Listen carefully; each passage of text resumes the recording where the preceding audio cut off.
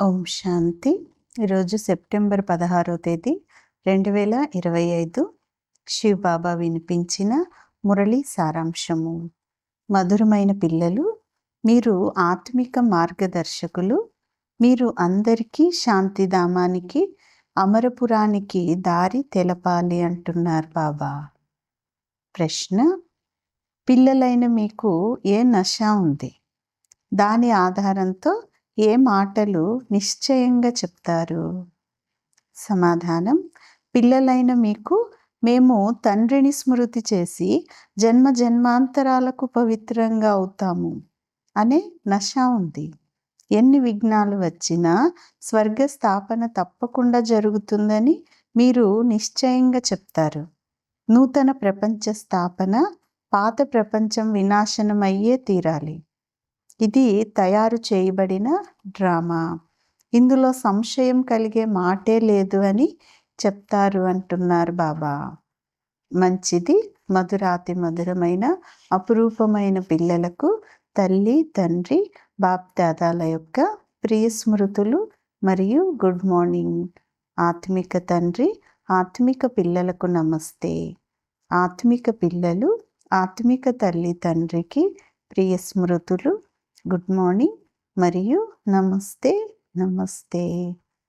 ధారణ కొరకు ముఖ్యమైన సారం. మొదటి పాయింట్: వ్యాపార వ్యవహారాలు చేసుకుంటూ భవిష్యత్తులో ఉన్నత పదవిని పొందేందుకు స్మృతిలో ఉండే పురుషార్థం పూర్తిగా చేయాలి. ఈ డ్రామా సెకండ్ మారుతూనే ఉంటుంది. అందువలన ఏ దృశ్యం చూసినా హార్ట్ ఫెయిల్ అవ్వరాదు అంటున్నారు బాబా. రెండవ పాయింట్: ఈ ఆత్మిక చదువు మీరు బాగా చదువుకొని ఇతరులను చదివించాలి. అందరికీ కళ్యాణం చేయాలి. అందరికీ పవిత్రంగా అయ్యే సలహా ఎలా ఇవ్వాలి, అందరికీ ఇంటి దారిని ఎలా తెలపాలి అని మీలో ఉత్సాహం అనేది ఉండాలి అంటారు బాబా. ఈరోజు వరదానం: సర్వ సంబంధాల సహయోగం యొక్క అనుభూతి ద్వారా నిరంతర యోగి, సహజయోగి భవ.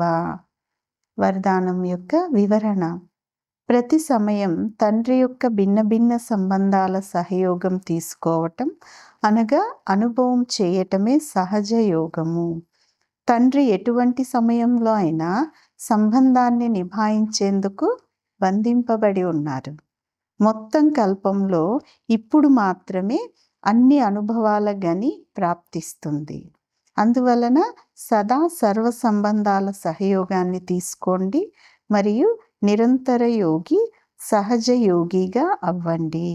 ఎందుకంటే ఎవరైతే సర్వ సంబంధాల అనుభూతిలో లేక ప్రాప్తిలో నిమగ్నమై ఉంటారో వారు పాత ప్రపంచం యొక్క వాతావరణం నుంచి సహజంగానే అతీతంగా అయిపోతారు అంటున్నారు బాబా. స్లోగన్: సర్వశక్తులతో సంపన్నంగా ఉండటమే బ్రాహ్మణ స్వరూపం యొక్క విశేషత అంటున్నారు బాబా. మంచిది. ఓం శాంతి.